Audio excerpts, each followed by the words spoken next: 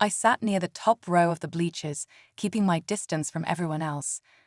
While the crowd focused on the action on the field, my attention clung to the cheerleaders. They were all so beautiful, slim, vibrant, and full of spirit, and there I was, doing my best to look decent at least. This marked my third time coming to a game in girls' clothes. As usual, I arrived late to avoid the biggest crowds, wearing a skirt and blouse under a cozy sweater, with flats on my feet and my mother's coat keeping me bundled. Getting to this point took ages, and I planned my first outing like a tactical operation. My parents always head up to our cabin on weekends, leaving me the house. As soon as they drove off, I hurried to my room and started changing. From slipping on panties to finishing my makeup, it took nearly 2 hours to transform. Then came the nerve-wracking part, leaving the safety of my bedroom, stepping out the door, and racing to my car so no one would spot me. The short drive felt endless, my nerves fraying with every block. Still, I found a secluded space in the stadium lot, slipped into the stands, and remained alone until the game was nearly over. 2 minutes to go, I retreated to my car and headed home. 3 hours total. That was my grand outing. Tonight, feeling a bit more secure, I decided to treat myself to a burger at the drive-thru before returning and switching back into boy clothes. I dreaded that moment most. Each time I became Cecil, even briefly, it got harder to revert to my usual self. Everything went according to plan. I managed to get to my car, pick up a burger, and make it home on time. But as soon as I pulled into the driveway, I noticed my parents' car waiting there. My heart nearly stopped. For a few seconds, I just sat there, hunting for an excuse that simply wouldn't come. There was only one way in, so I pushed open the back door, slipped inside, and tried inching toward the foyer, ready to dash up to my room. I never stood a chance. Mom was waiting for me. She asked if I enjoyed the game. My mind froze, and all I managed was a weak mumble. She told me to remove my coat so she could get a good look at me. Hands trembling, I hung it in the closet and stood there, unsure what she might do next. Her only remark concerned my hair, saying my ponytail should have been tied higher and tighter. Then, with a nod, she motioned to the family room couch. I sat with my knees pressed together, hands folded, bracing for whatever came next. She explained she had known about my outings for a while, thanks to Mrs. Benson, who kept spotting a mysterious girl after my parents left each weekend. With no sister or girlfriend, she'd figured out it was me. She had arranged for my father to stay at the cabin with friends so he wouldn't see my little hobby. Calmly, she asked how long I'd been doing this. I could barely speak, admitting it had gone on for quite some time. That was pretty much what she expected. Then she wanted to hear all about what I had done tonight. It took me some time to actually begin talking, but once I started, the whole story tumbled out at once. I explained how I first began wearing my mother's clothes when I was small, then later bought a few pieces of my own, like a pair of shoes. I told her how I couldn't stand hiding in my room any longer, just staring into the mirror, so I took a gamble and attended that first game, then 2 more after that. Tonight, I even worked up the nerve to order at a drive-thru without any trouble. Mom listened intently through it all, not saying a single word until I finally broke down in embarrassed tears. She sat beside me, wrapping an arm around my shoulder. That didn't erase the shame, but it took away some of the sting. Eventually, she suggested I head to bed and make sure to wipe away my makeup. Heart pounding, I hurried upstairs, my skirt bouncing, and my improvised birdseed breast forms shifting in their cheap bra cups. Within half an hour, I was undressed, showered, and lying in bed, wondering what my mom would do next. Telling my dad was out of the question. He'd tear me apart. Mom never brought it up again directly, but she always made sure I knew exactly when she and Dad were heading out, and precisely when they'd be back. It became her silent way of ensuring I could schedule my dress-up time while avoiding my father. For the next 7 months, I lived in that narrow window of freedom, expanding my slim wardrobe with a few more items, but once in a while a package would appear on my bed. A blouse, a skirt, even a pack of panties. I knew they were gifts from Mom, although her reasons for helping me remained a mystery. Eventually, I ended up with 5 skirts, 2 dresses, and 4 blouses. With this growing collection, plus the occasional hair and makeup advice Mom slipped me, I got a bit too bold. I started venturing to new places, caught a movie or two, even braved them all once. It was on my way home from the theater that a car pulled up alongside me. Glancing over, I realized the guys inside were classmates, the popular crowd no less. They didn't recognize me, but as the driver hit the gas, he lost control and smashed into my car. The upside and downside arrived simultaneously because a police cruiser happened to be right behind us and witnessed the entire thing.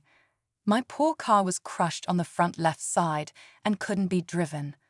I felt paralyzed, holding my license and insurance, afraid the officer would make an issue of how I was dressed. The other driver got arrested on the spot, an accident report was filed, and then the cop turned to me. He was an older man who examined my license, glanced at me, smiled kindly, and simply said someone would take me home. By the time I got dropped off, I held a copy of the accident report, a pair of soggy panties, and an avalanche of anxiety. Because of the wreck, my parents had come home early, turning a bad situation into something downright terrible. The police officer, who was a woman, patted my hand, advising me to stay brave, but I had no choice. I had to step out of the squad car and walk into the house. Mom spotted me first. Then my dad emerged from his den. The instant he saw me, his eyes looked ready to pop out of his head, and the blood on my hand only made him more alarmed. He demanded to know what had happened to me and why I was dressed this way, jamming it all into one breathless question. I didn't have much left to lose. My carefully planned dress-up schedule was in shambles, my car was ruined, and I was in pain both physically and emotionally. Dad's fierce glare only made it hurt more, so I did the one thing I could. I perched on the couch as neatly as possible, looked him right in the eye, and explained that my car was wrecked. That was how I'd hurt my hand, and the reason for the blood. I walked him through the accident details from beginning to end. By the time I finished, he was mostly worried about my injury and wanted to take me to the hospital, but I assured him the paramedics had already cleared me since it wasn't that serious.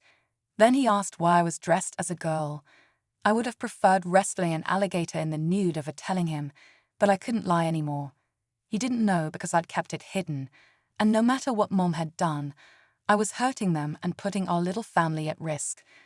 I took a deep breath and admitted I didn't want to be a boy, that I felt like a girl inside.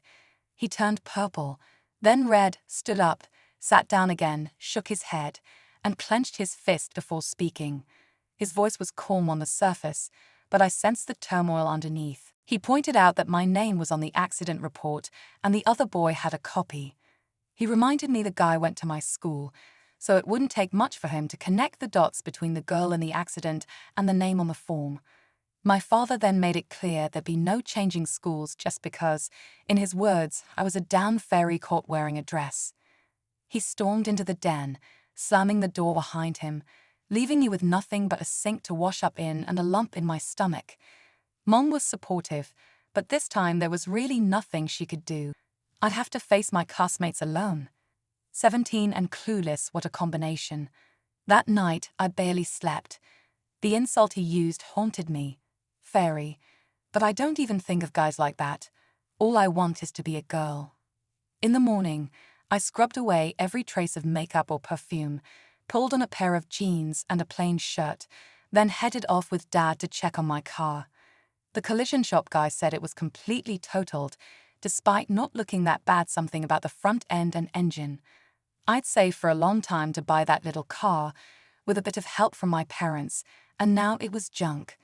The insurance adjuster promised a new one though, so we went to the dealership and arranged a replacement. I drove home in the same model, only this time in blue. Dad hadn't mentioned my dressing again until we arrived home, when he said he'd called our attorney Sam. According to Sam, there was no law against me dressing as a girl, so nobody could hold it against me. Dad added that I was the one who chose to appear this way, so if I truly wanted to be a girl, I had better live with the fallout. Dad offered no real comfort. I could almost feel his disappointment and anger simmering beneath a shaky surface, bubbling over whenever he lost his grip, but I knew the worst was still ahead. Stepping into school on Monday felt like stepping off a cliff, but there was nothing I could do except go. I arrived that morning expecting mockery and taunts to rain down on me, yet I made it to my locker unchallenged. Even the 3 other boys from that night left me alone. I wondered if they were planning something, and the tension wound me so tightly that by the time I got home, I could barely keep my eyes open.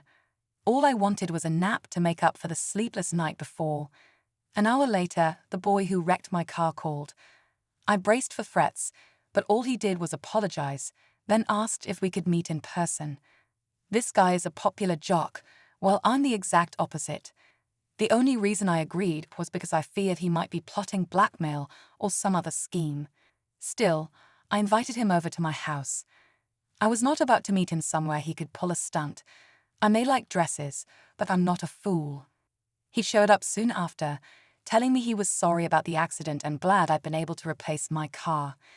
Then he asked if the girl who'd been driving my car ever visited often.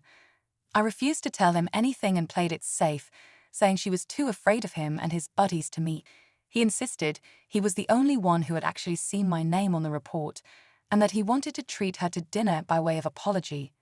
I didn't trust him, not one bit, and the thought of going out with him felt like a disaster waiting to happen. But I held my tongue and muttered maybe. He insisted he wouldn't jerk her around, kept calling her a fox, and said he really wanted to meet her. It felt surreal to talk about myself as some separate girl, though we both knew the truth, neither of us daring to say it outright. After he left, I sat there uncertain about what was real. Mom had overheard the conversation. I retreated to my room, hoping time on the computer might settle my jumbled mind, but Mom was already hatching a plan. About an hour later, she slipped in and perched on my bed, wearing an expression I recognized. She was definitely up to something. She mentioned she had overheard his visit and suggested I let him meet the girl he nearly ran off the road. She didn't even know that girl's name, which I confessed was Cecil. Then she asked if the garden prom was only a month away. I admitted it was, and wondered why she would bring that up. I listened to Mom's idea that if Hugh took me to the garden prom, he could never reveal my secret without humiliating himself. She pointed out how the whole event was nearly on par with the standard prom tuxes for guys, prom dresses for the girls, a nice dinner meaning it would cost him a hefty sum. She saw that cost as my shield, because he wouldn't casually toss away that much money just to embarrass me. In her eyes, going with Hugh would confirm me as a girl in everyone's mind, especially since he's popular and only goes out with so-called foxy girls. It sounded like a built-in safety net. I gaped at her suggestion of me attending the garden prom in a dress. All it would take was a single person recognizing me, and I'd be done for. Besides, Dad already thought I was weird, and I could only imagine him losing it if he saw me in a prom gown, waiting on some boy's knock at the door. I couldn't picture anything more likely to send him through the roof, and I had no desire to stir up his anger any further. Lately, he'd barely been speaking to me. Mom tried to explain that Dad was confused. In his black and white world, men are men and women are women, with no room in between. I disrupted that tidy image. He also first witnessed me as a girl when I was hurt, exhausted, and frightened, so there was no gentle introduction. Mom believed that if he saw me at my best hair, nails, flawless makeup, and a gorgeous gown, he might respond more like a father proud of a daughter. I doubted her. I didn't trust Hugh, and I refused to believe Dad would take it as well as she claimed. She let slip some history. Dad once had a sister named Sandra, about my age, who died in an accident. Seeing me on the couch that night brought back those nightmares, especially because I apparently resemble her so much. Mom explained that in his mind, by dressing like a girl, I was automatically interested in boys, and that's why he used the word fairy. I felt hurt because that's not my motivation at all. Clothes and feeling like a girl inside have nothing to do with me wanting boys. Mom offered to cover the cost of the gown and the hair and nail appointments, but I couldn't even consider it. She just told me to think it over. Later, alone in my room, my imagination started spinning. Hubert called me a fox, and Mom insisted I'd be safe from any payback if he had invested so much money in the evening. Maybe she was right. When Dad came home, he did something unexpected. He apologized for calling me a fairy, then started to cry. He told me he was the one driving the car when Sandra died, and seeing me so similar to her reopened that wound. I never saw him cry before, not even when he smacked his finger with a hammer. He wiped his eyes, looked at me, and said he wanted to see me truly dressed up, wanted to meet the daughter I'd been hiding. I had no words. Mom seemed shaken too, but she announced that on Saturday, Dad would finally meet Cecil. The rest of dinner was hushed as we all tried to process that.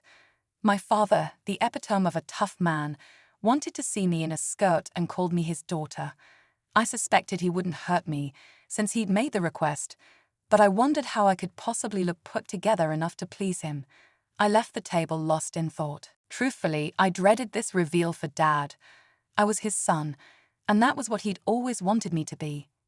I wanted to be his child too, but I wanted to be his daughter, and that stood in direct opposition to everything he knew. When Saturday morning arrived, Mom summoned me into her bedroom and immediately took charge. She had me stripped to my shorts before coating my entire body in a cream that removed all my hair.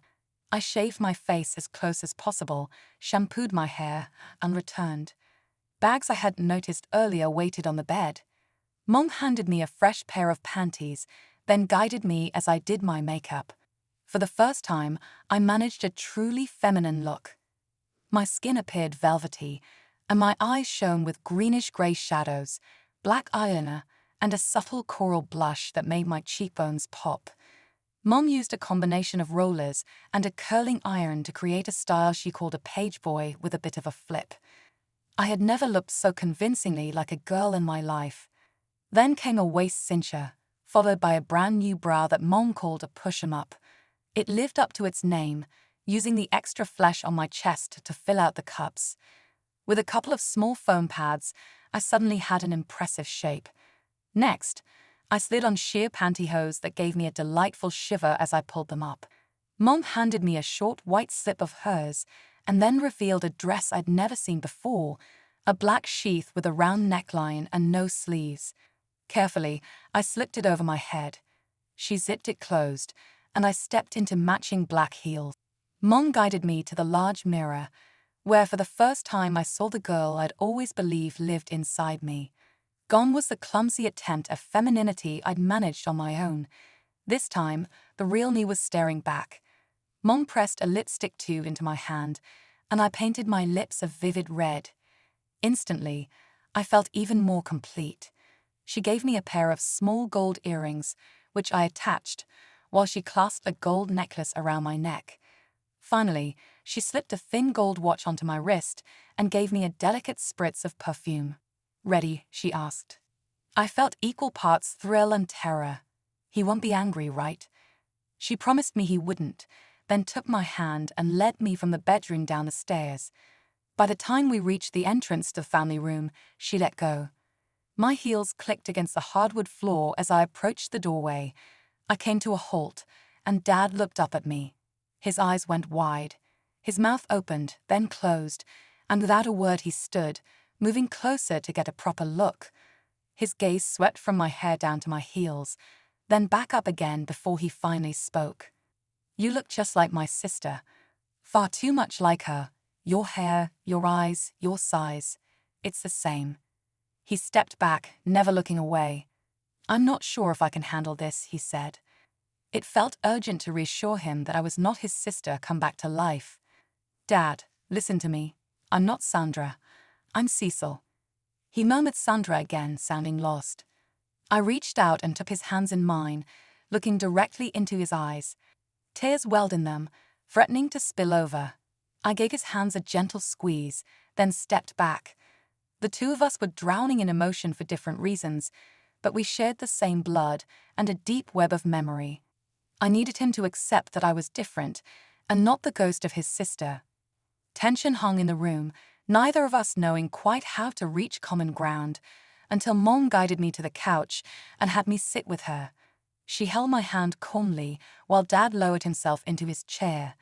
Every fiber in me wanted to run off, rip away this part of myself, and fulfill my father's dream of having a son, but I couldn't pretend any longer. This is who I was, and I couldn't deny it. His lips trembled each time he glanced at me, yet a kind of tenderness, so unlike his usual tough exterior, shone through. The moments seemed to stretch forever, every second feeling like 10. Finally, I gathered my nerve, rose from the couch, and steadied myself on the heels, knees together in a distinctly feminine stance. I held out a hand to him. Without hesitation, he shot out of his chair and pulled me into a powerful embrace, arms wrapping around me completely. I melted into it, sensing that this was his way of saying he'd try to understand. The phone rang, jolting us out of our fragile moment. Mom answered, but I stayed focused on Dad, gently wiping the tears on his cheeks while my own fell. After a pause, Mom looked at us. "That was the boy who hit your car. He and his mother are on their way over and should be here in about half an hour." I immediately thought I'd better go change, but Dad rumbled a firm no that made my head snap around. "This is my house, and here I set the rules. You live under this roof too, and if I say you can dress like a girl, you will. If this boy or his mother have any issues, they can take it up with me. Go and fix your makeup, but stay exactly as you are. Let's see what kind of man this kid is." I stood there, stunned that my father had just given me permission ordered me to stay dressed in this outfit. Mom gently took my arm and steered me toward her bedroom. Once she shut the door, she wrapped her arms around me. "Be the best girl you can be, Cecil," she said, "and we'll all learn how to do this together." I watched Mom as I removed my eye makeup and reapplied it, then refreshed the lipstick. Just as I was finishing, the doorbell rang. Mom asked me to stay put until she called, so I remained at the vanity, steadying my nerves. Letting Hugh see me this way, with both my parents present, would send a clear message, and I could only hope he was sensible enough to keep quiet. It felt like ages before Mom finally called my name. Every part of me believed it was a terrible idea to walk out there dressed like this, but Dad had essentially insisted, so I opened the door and forced myself to take that first step. After that, each move felt both daunting and oddly inevitable, until I was standing in the family room. I tried to exude as much femininity as I could manage and forced a polite smile, even though I was trembling inside. Dad's expression was unreadable, while Mom looked encouraging. Hugh stared with wide eyes, and his mother wore a grim look. She immediately demanded to know if I was the girl involved in the accident. I nodded without speaking. She stated that she had read the police report and knew I was a boy, then demanded an explanation. That instantly set off my father's temper, which is never wise to provoke. He declared that in his house, no one had the right to question how we allowed our child, he called me his daughter, to dress, and reminded her that it was Hugh who caused the accident, not me, and that Hugh had been arrested. If she had any more questions, she was to address him directly. Clearly, she was caught off guard. She and Hugh both seemed accustomed to getting their own way, but Dad's forcefulness left her reeling. She threatened to file another report with the police about me, but Dad calmly asked how I got home the night of the accident. I answered that an officer had driven me back. He told her to do whatever she wished, but warned that any mention of this outside the room might trigger a lawsuit for defamation and damages. She rose from her seat, stormed to the door, and called for Hugh to follow, but he refused and stayed where he was, telling her that sometimes she could be terribly unfair.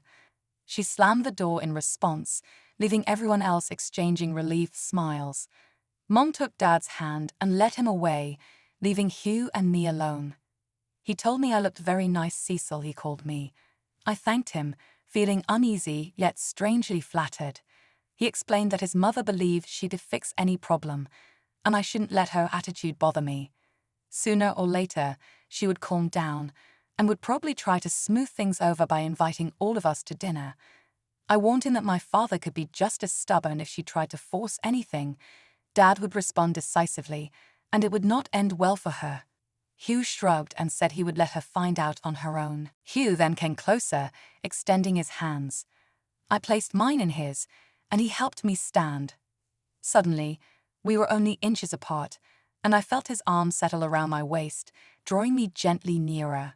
He assured me that he was not the person I might imagine, and that he only wanted to know me better. I wondered why a boy who could choose any girl would single out someone like me. His answer was immediate, that I was exactly the girl he wanted. Then his lips brushed against mine. That quick, soft kiss sent a wave of tingles racing down my spine. The spark wasn't in the length of it, but in how gently he pressed against my mouth. My skin seemed to light up with goosebumps. I was suddenly aware that another boy had just kissed me, something I was not prepared for at all. I broke away yet couldn't pry my gaze from him, still reeling from the moment. I studied Mum's expression as I wiped away my eye makeup and reapplied it, then topped it off with a fresh coat of lipstick. Right then, the doorbell echoed through the house. Mum asked me to wait until she called, so I stayed seated at the vanity, my pulse racing.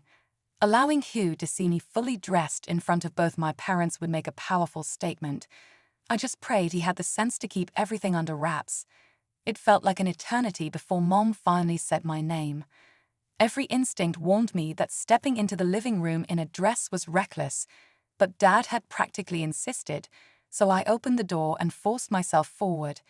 Each subsequent step felt both nerve-wracking and oddly inevitable until I found myself in the family room. I tried my best to appear poised and feminine, managing a courteous smile despite the knot of nerves in my gut. Dad's face remained impossible to read, while Mom radiated encouragement. Hugh's eyes were round as saucers, and his mother's grim expression betrayed her disapproval.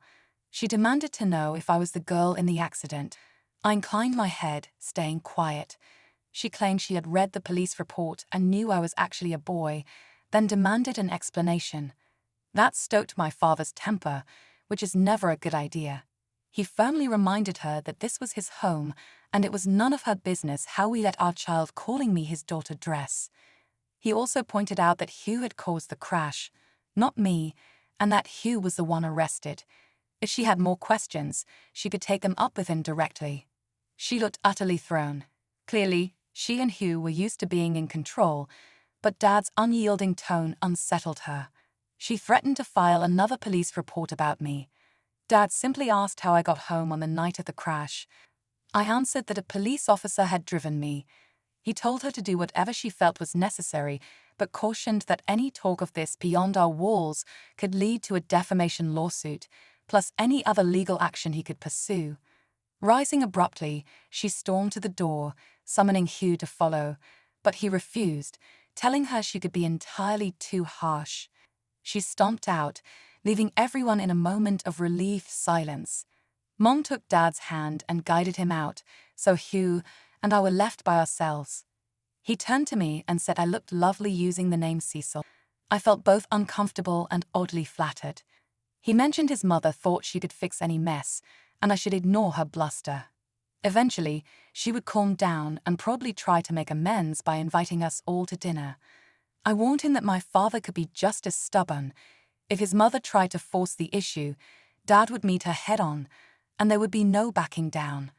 Hugh shrugged and said he would let her discover that for herself. Suddenly, he stepped nearer and held his hands out. I placed mine in his, allowing him to guide me to my feet. In an instant, we were close enough that his arm fit around my waist, drawing me gently toward him.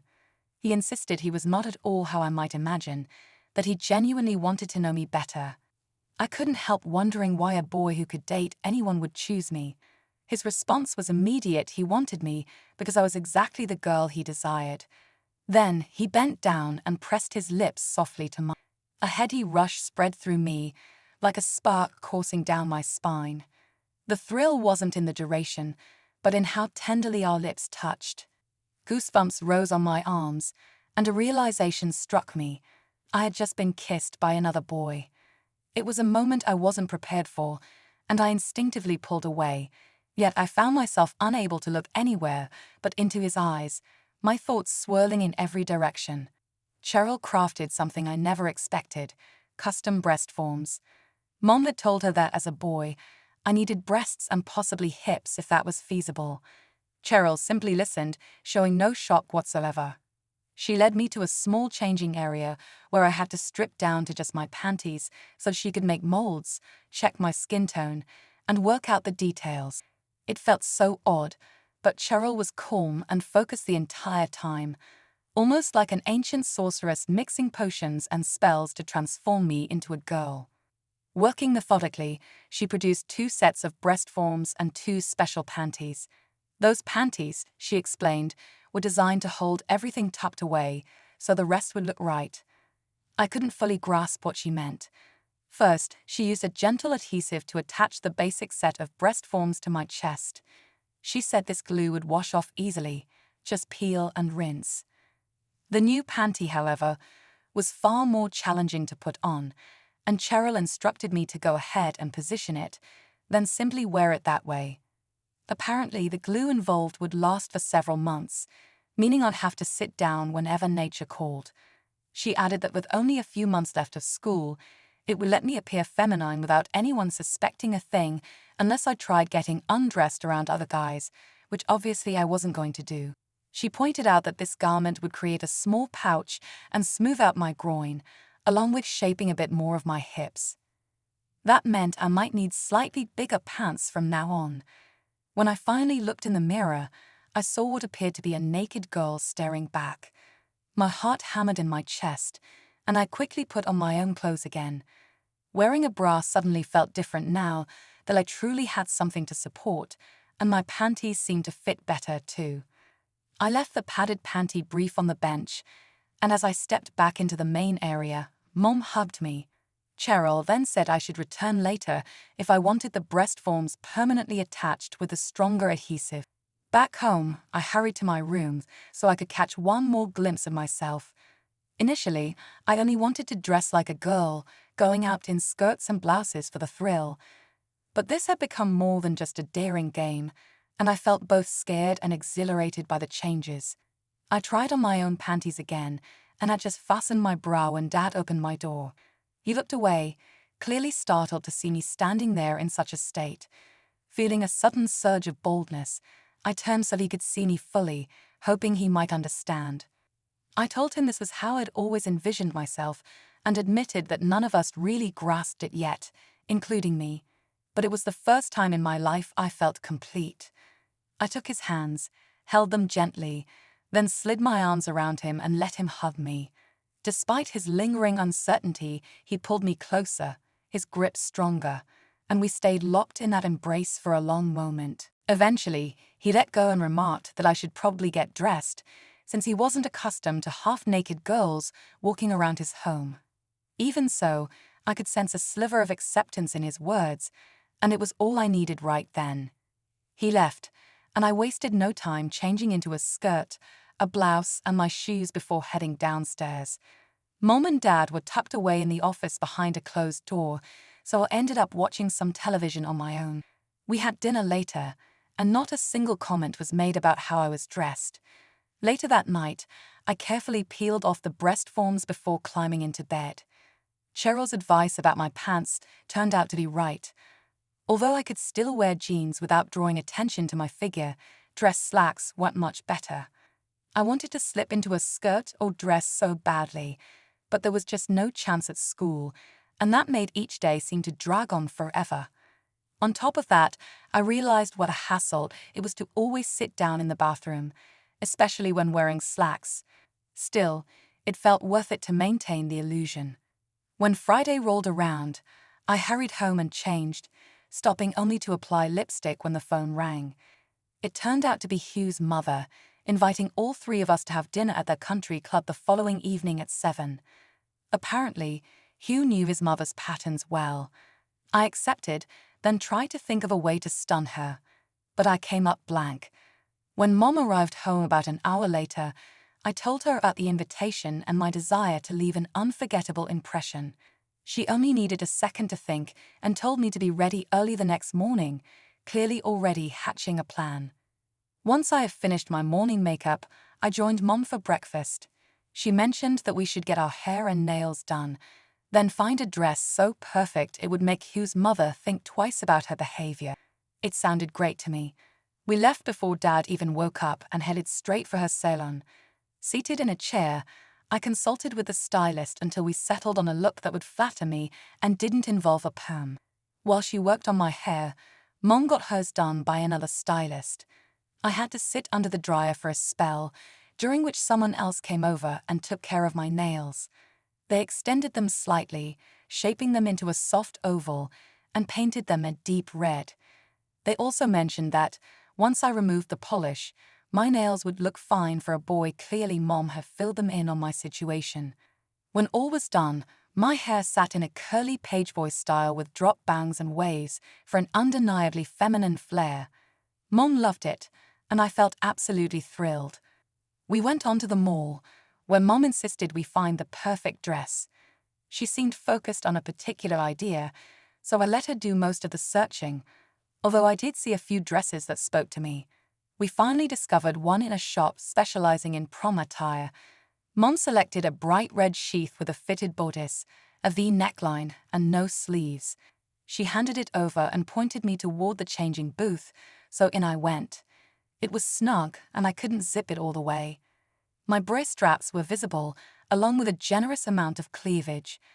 I was certain she would veto it, but she merely paid for it and guided me out of the store. I expressed some confusion about how tight it was, but Mom brushed it off, pointing out that it was only snug across the bodice, and there were ways to fix that. Next, we stopped by Vicky's closet, where she had me try on a crimson corselet. With its laces pulled firmly, the dress fit perfectly over it, although I could hardly draw a full breath.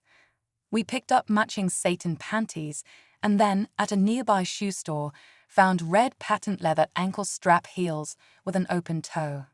For accessories, Mom chose sparkly red and white rhinestone chandelier earrings with a choker necklace to match. By then, it was around 2 in the afternoon, and she suggested we head home to start getting ready. Back in my room, Mom used that magic cream again to remove any stray hairs, and then she told me to take a soothing bubble bath. That was heavenly. My skin felt velvety and smooth all over.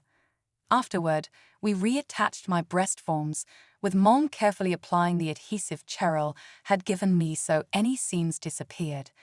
The red satin panties slid up my legs so silkily, and they were cut high on the hip, which emphasized my new shape even more than cotton undergarments. I assumed Mom would tighten me into the corselet right away, but she insisted I do my makeup first.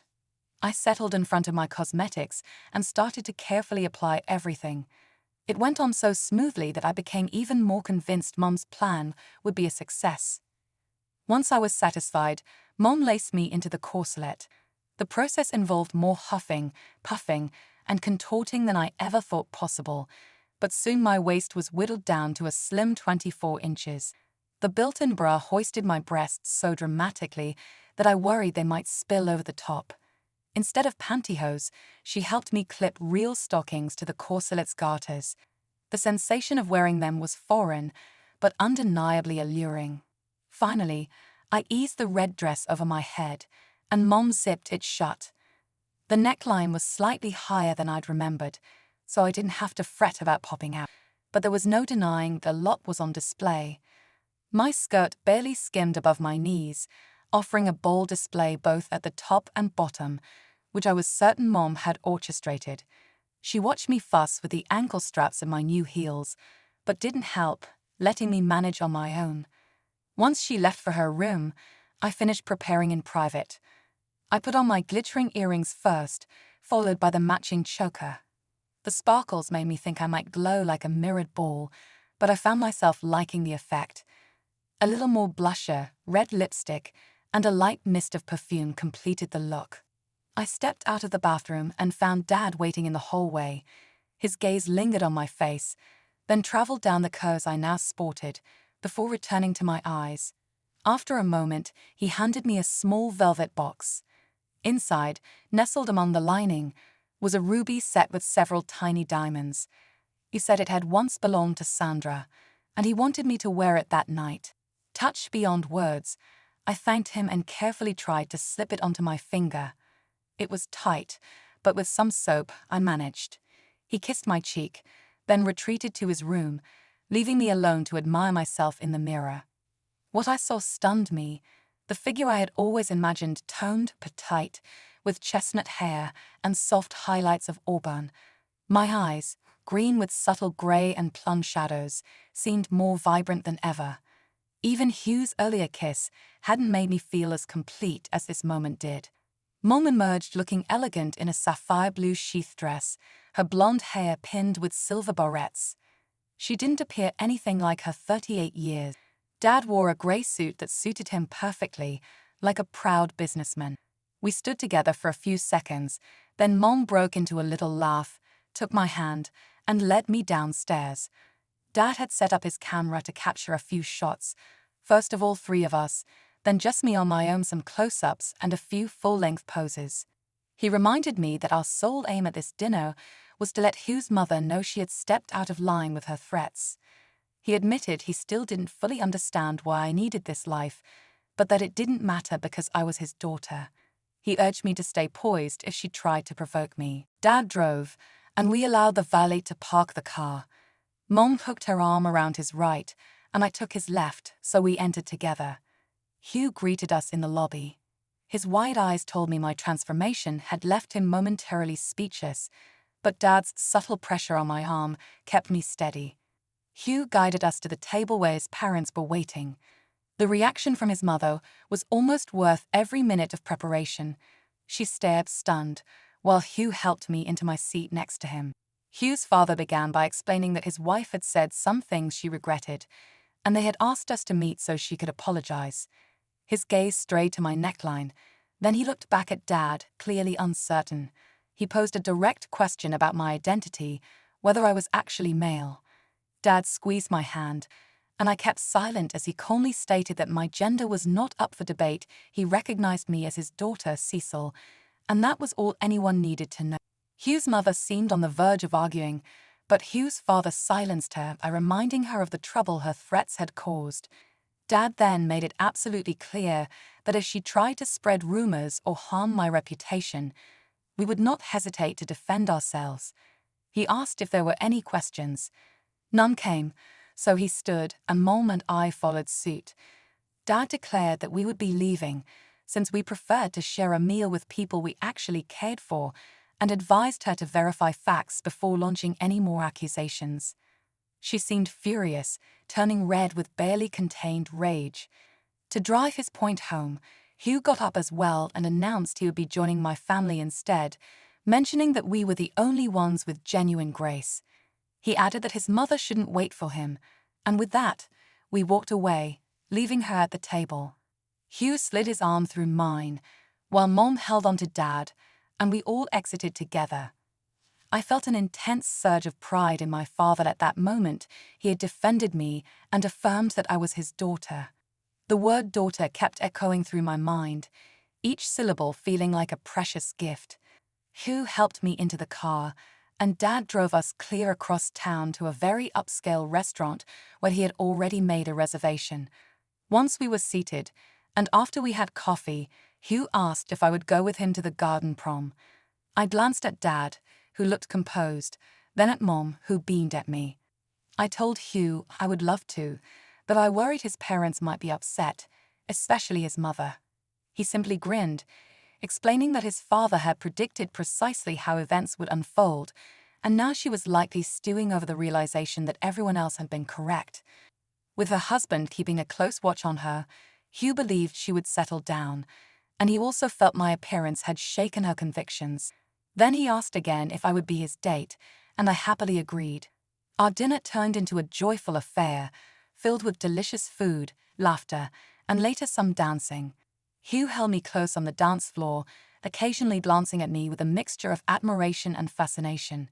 I was quite certain that was part of Mum's plan. My red dress was meant to reinforce that I truly was a girl, and at the same time, cast enough doubt to weaken any argument about my identity. Judging by Hugh's reactions, it was working. He pressed against me now and then, and I couldn't help but sense the proof of his desire. Once the evening ended, Dad dropped Hugh at his house. Alone in my room, I realized I had learned something about the power a woman wields over a man, and as I stared in the mirror, I saw nothing but a female reflection. For a moment, I felt the urge to throw caution aside and appear at school exactly as I was. However, I also knew my parents would never allow such a drastic change just yet. Mom helped unlace the corselet and left me to get undressed. The next morning, I settled for a bra under a t-shirt and my regular jeans, keeping my hair barely brushed and skipping serious makeup. Dad remained quiet over breakfast, and after I cleaned up the dishes, I went to my room to see if I could manage my hair myself, then dabbed on a little makeup. Hugh arrived around 1 in the afternoon, and we sat outside on the patio for a while. I still couldn't figure out what he saw in me, given that he knew I was technically male. Just one specially made panty stood between me and the truth. He revealed that his father had confronted his mother the previous night, vowing to keep her in line. The memory of me in that red dress had apparently rattled her, especially my shapely figure, which made her wonder if she might have been wrong. Hugh admitted that I had really hoisted my chest up there, and I teased him by asking if she was the only one I'd left confused. He insisted he hadn't been startled after all. He said he already suspected I would look amazing. I went inside for soft drinks, and soon Hugh invited me to watch the afternoon game. That idea brought me right back to how my outings had started, so I agreed. I switched to a skirt and blouse, adjusted my makeup, and dabbed on some perfume. In his car, I gladly slid close to him on the seat. We took our usual spot high in the bleachers, watching our team lose, while Hugh waved at a few mutual acquaintances. I kept still, not wanting anyone to notice me in this form. On the way home, he pulled into a park, then drew me into his arms and kissed me. This time it was passionate and intense, with his tongue pressing softly against my lips. I allowed him to slip a hand onto my chest. Yearning to prove my femininity without going too far, I let him slide his fingers under my skirt, showing him precisely what he would find there. A smooth contour, not a trace of anything male. His eyes widened, and then he smiled in delight, admitting he had assumed otherwise. I reminded him of my father's words and asked if I had proven I was a girl. His excited response convinced me I had. When he tried to guide my hand onto him, I pulled away, but I followed it with a long, tender kiss. In that moment, I was sure that word of my female body would reach his parents, most likely his father, and it felt like one more step toward resolving my worries for good. Over the following 2 months, I embraced being Cecil whenever I wasn't in school, and my name circulated around town as the mystery girl Hugh was dating. We both preferred keeping it low profile.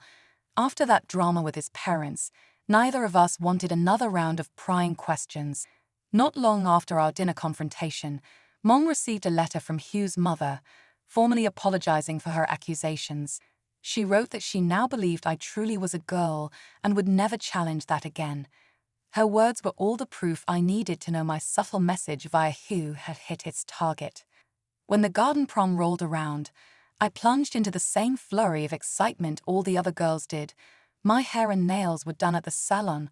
Mom and I spent a whole afternoon shopping for the perfect dress, and I fussed over every detail from shoes to purse. In the end, I chose a pale blue chiffon gown with a satin underlayer strapless design with a sweep-up neckline that curved to my naturally cinched 26-inch waist, though the waist nipper and diet helped me get there. The skirt cascaded elegantly to the floor, and Mom insisted on a little tiara to complete the princess look. Hugh arrived in a sleek tuxedo. Dad took pictures, proud as could be, and soon enough, we were gliding together down the center aisle of the prom venue, my heart thumping with a mixture of pride and relief. It was liberating to greet my old classmates without flinching. Over the months, I'd erased my fear of discovery, especially after investing in quality breast forms and the special underwear that kept my secret perfectly hidden. Not one person batted an eye at me. Even those who had known me for years only saw Hugh's date, the pretty girl on his arm. After the final dance, Hugh whisked me to dinner, and then drove past my usual haunts, heading for a cozy motel on the outskirts of town. Our eyes locked as he parked. My pulse pounded. This was no casual makeout session in the bleachers. This was real, uncharted territory. Hugh helped me out of the car, took my hand, and guided me inside. In the hush of that motel room, I watched him peel off his jacket, loosen his tie, and kick off his shoes. Then he came to me, held me close, and slowly unzipped my gown. As the chiffon slipped to the floor and I witnessed the awe shining in his eyes, my last hesitation vanished. What followed was a thrilling blur of heated kisses, urgent touches, and softly whispered confessions. We moved with a hungry tenderness I'd never felt before, my special panty ensuring I appeared every bit the woman I felt in my heart. It was messy and wild, yet perfect.